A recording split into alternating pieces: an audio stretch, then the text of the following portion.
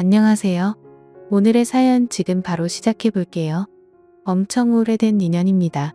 어디다 자랑하고 다닐 만한 이야기는 아니지만 조금 답답해서 여기 사연 채널에 임금님 귀는 당나귀 귀라고 외치는 심정으로 이렇게 여러분들께 제 이야기를 들려드리려고 합니다. 남편이 죽고 고아라 친정이 없던 저는 시아버지 집에 살기로 했습니다. 그래도 저희 시아버지가 능력은 있으셔서 저를 걷어주시는데 큰 문제는 아니었습니다.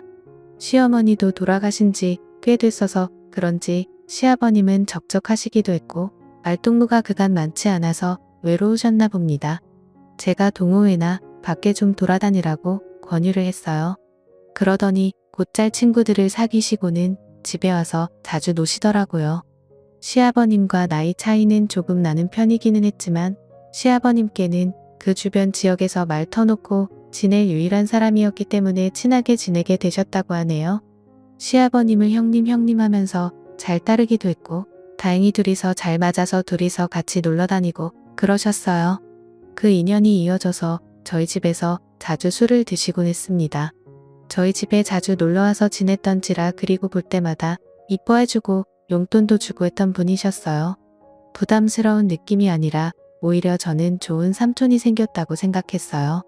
꽤 오랜 시간 같이 있다 보니 사실상 시아버님 다음으로 많이 만나던 사람이 삼촌이었습니다. 나이가 중후하지만 분위기 있던 스타일이라서 어느 정도 호감은 있었어요. 그 정도 어렴풋이 기억이 나네요. 제가 서울에 있는 회사에 다시 들어가면서 저희 시아버님도 은퇴를 하시게 되었고 그렇게 저희는 서울로 이사를 하게 되었어요. 시아버님과 삼촌 두 분 다 속상해했지만 한국인데 못 만날 게 어디 있나며 서로를 위로했습니다. 그런데 저는 솔직히 조금 아쉽더라고요. 속으로는 삼촌을 조금 좋아하고 있었나 봐요. 그게 너무 아쉬웠어요. 삼촌 또한 제 손을 잡으면서 건강하게 잘 지내라면서 눈시울이 붉어지셨는데 그날 그때 얼굴이 아직도 기억에 선명하게 남아 있습니다. 그 영향을 받아서 저는 지금도 솔직히 중년 남성이 제 취향이 되었습니다. 그런데 연상이라는 게 사실 나이 차가 한두 살 많은 연상을 말하는 게 아니었어요. 서울 가서도 연애를 하면서는 또래 남자들과 연애를 하기는 했지만 무언가 저를 채우지 못하는 것이 있었어요. 속으로 아쉬움은 많았지만 제 취향을 들킬 수 없어서 숨기기만 했어요. 남들하고 똑같이 나이 비슷한 직장인 애인을 만나게 되었습니다. 남편을 보내고 솔직히 별로 관심도 없었어서 연애를 하지 못했는데 주변에서 안타까워해서 시작한 연애이기도 했어요. 그래도 나를 받아준 사람이라 내심 많이 좋아하기도 했고 마음도 많이 썼습니다. 최선을 다하긴 했지만 한참 때인 나이인데도 이상하게 흥분이 잘 안 되더라고요. 그래도 그때 애인이 저를 많이 위해주고 기다려주고 어떻게든 맞춰보려고 이것저것 노력도 많이 했습니다. 도무지 애인한테 나는 연상이 아니면 안 될 것 같다는 말이 도저히 안 나오더라고요. 그 애인이 나쁘다고 생각하진 않는데 그도 사람인데 당연히 답답하고 힘들었겠지요. 결국 그는 저를 두고 다른 여자를 만나더라고요. 잡으려 했지만 그는 마음의 상처를 크게 주고 저를 떠났어요. 저를 위해 그만큼 희생해준 좋은 사람이었던 애인이 나를 두고 어떻게 양다리를 걸칠 수가 있나 하는 배신감이 더 컸죠. 게다가 남편을 보내고 첫 애인이었기에 애인의 바람에 저는 우울에 빠지게 되었고 그때 카카오톡도 연락처도 핸드폰에 있던 모든 걸 지워버리고 한동안 방황을 했어요. 그렇게 허무한 시간들을 보내다가 시간이 지나니까 해결이 되더라고요. 그리고 나서 다시 백업해둔 연락처를 정리하면서 카카오톡도 설치하고 정상적인 삶으로 되돌아갈 준비를 하고 있었습니다. 마지막 백업을 해둔 게 너무 오래 전이었어서 그동안의 친구 목록이 다 사라져 있었지요. 그런데 제 눈에 띄는 번호가 하나 있었으니 제가 서울에 오면서 헤어지게 되었던 삼촌의 번호였습니다.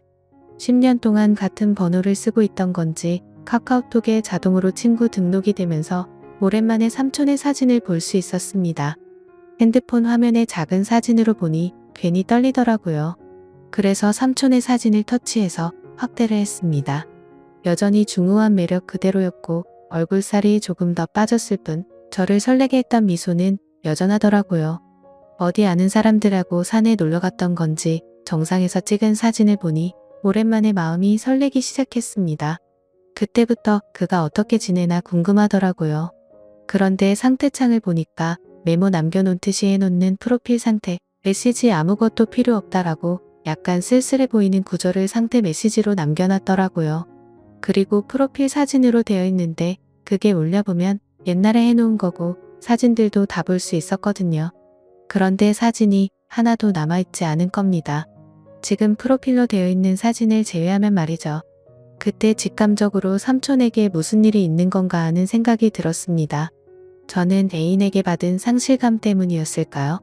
아니면 그 애인과 그렇게 노력을 하며 오랫동안 사랑을 나누는데도 한 번의 만족을 못했던 게 사실은 마음속에 오래전부터 그를 품고 있었기 때문이었을까요?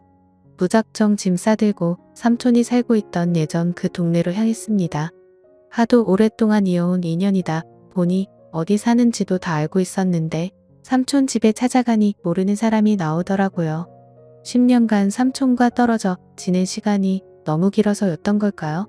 하지만 체감상 그렇게 오랜 시간이 지난 것 같지 않은데 다른 사람이 나오니 당황스러웠습니다. 그가 보고 싶어 찾아간 동네였으니 그를 찾아 헤매고 다닐 바에는 단도직입적으로 그에게 대놓고 연락을 해봐야겠다는 생각이 들었지요. 멀리 떨어져도 얼굴 못 보고 지낼 일이 있냐고 했었지만 정말 매일매일 만나던 삼촌이었는데 이사 가자마자 10년 동안 그냥 의인남이 되어버렸었거든요. 내 번호가 저장이나 되어 있으려나 사실 큰 기대를 하지 않았는데 삼촌은 전화를 받자마자 제 이름을 불러주더라고요.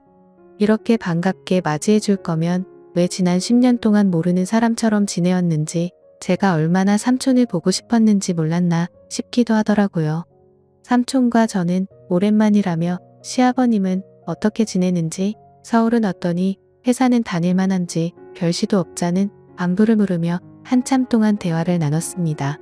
그러다가 삼촌도 제가 갑자기 연락을 한 이유가 궁금해졌는지 오랜만인 건 좋은데 무슨 일 있는 거냐고 왜 연락을 했냐고 물어오더군요. 그래서 솔직하게 삼촌 카카오톡에 있는 사진과 프로필 메시지를 보고 삼촌한테 무슨 일이 있는가 싶어서 저도 모르게 연락을 하게 되었다고 했습니다. 그러니 삼촌이 제 말을 듣고는 뭔가 쓸쓸하게 웃으면서 별일 없다고 하더라고요. 그래서 실은 삼촌한테 무슨 일이 있는 줄 알고 지금 이 동네까지 내려왔다. 삼촌 집까지 찾아가 봤는데 모르는 사람이 살고 있더라 하는 이야기를 꺼냈습니다. 그러니 삼촌이 조금 놀란 눈치더라고요. 밖에서 한 1시간 정도를 기다렸더니 삼촌이 헐레벌떡 제가 있는 곳까지 나오더라고요.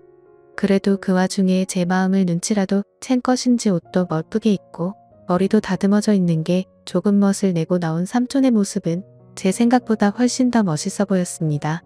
10년의 세월이 무색하게 저를 설레게 만들던 그 남자가 내 눈앞에 있으니 묘한 마음에 휩싸이기 시작했습니다. 심지어 예전에는 항상 시아버지와 함께 셋이서 그를 만났는데 이번엔 남자 대 여자로 단둘이서 만나고 있으니 그 기분은 말할 게 없었지요. 직접 만나니 삼촌이 아무 일 없이 잘 지내고 있다던 말과는 다르게 삼촌의 현재 상황을 말해주더라고요. 사실 저희 가족이 서울로 가기 전부터 아내와 불화가 생기기 시작했고 10년이 지난 지금에서야 결국 이혼을 하게 되었다는 겁니다. 그런데 그 과정에서 자식들이고 뭐고 다 대가리 크고 나니까 자기가 회사 다니며 힘들게 키워준 것도 모르고 어머니를 따라갔다고 자기는 이제 완전 혼자가 된 거나 마찬가지라며 힘들어 하더라고요. 삼촌이 힘들다고 하는 말에 저도 사실은 이러하다며 현재 제 상황을 설명했습니다. 저 또한 큰 우울에 빠져 있는 상황이라 삼촌이 보고 싶어 여기까지 내려왔다는 그 명분을 설명하고 있던 것 같았습니다. 그런데 삼촌은 눈이 휘둥그레지면서 그런 일이 있었는데 왜 여기를 내려온 거냐고 묻더라고요.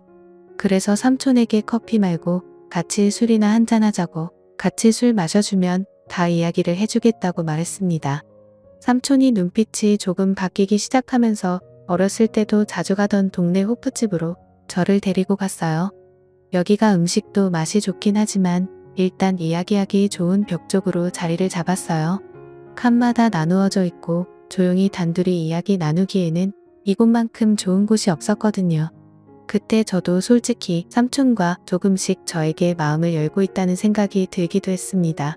삼촌이 저랑 술 같이 마시니 뭔가 묘하다고 하더라고요. 술을 한두 잔 나누다가 저도 삼촌에게 제가 애인과 헤어졌던 이야기를 하면서 사실 애인 앞에서 내가 가지 못한 이유와 노력을 해도 잘 해결되지 않았다고 말했어요. 그리고 그 문제의 중심에는 항상 다른 사람도 아니고 삼촌이 있었다고요.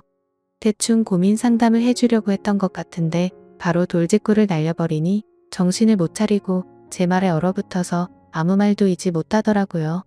그래서 한 번 더 삼촌에게 돌직구를 날렸습니다. 사실 이제는 모르겠다. 내가 뭐가 잘못된 건지 아니면 정말 삼촌 때문에 그런 건지 한번 알아보고 싶다고요.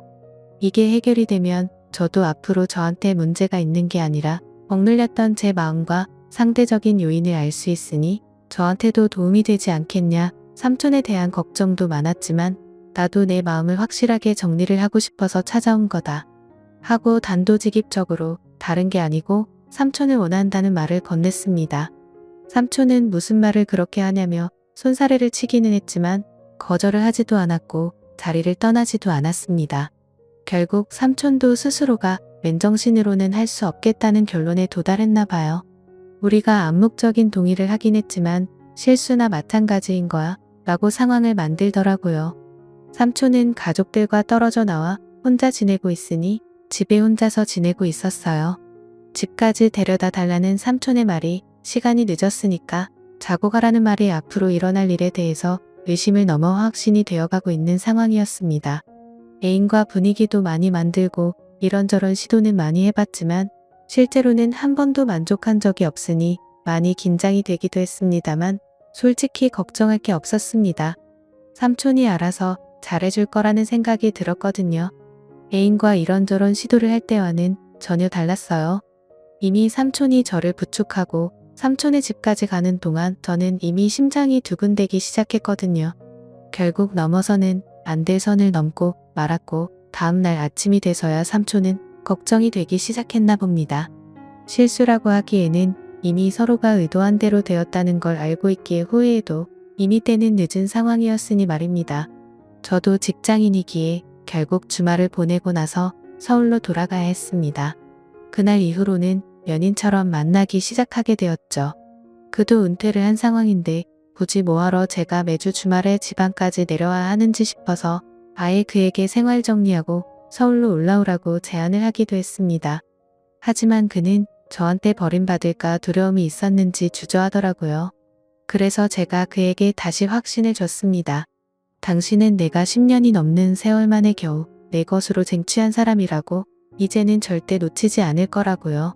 제가 시아버님께 결혼하고 싶은 남자가 있다고 말씀드렸습니다. 그리고 자리에 삼촌을 데리고 나갔을 때 시아버님은 뒷목을 잡고 쓰러질 뻔했습니다. 어차피 저는 취직 후에는 집에서 나와 혼자 살고 있었는데 집에서는 허락받지 못한 만남이기에 결국 삼촌과 둘이 살림을 합쳐서 지내게 되었지요. 언젠가는 시아버님도 저와 삼촌의 사이를 인정해줄 그날이 올 거라 믿고 있습니다. 그때까지 시간이 걸리겠지만 지금은 최선을 다해서 지금의 만족스러운 삶을 유지해 보려고 합니다. 오늘의 사연은 여기까지네요. 긴 사연 끝까지 들어주셔서 감사합니다. 구독과 좋아요 잊지 말아주세요.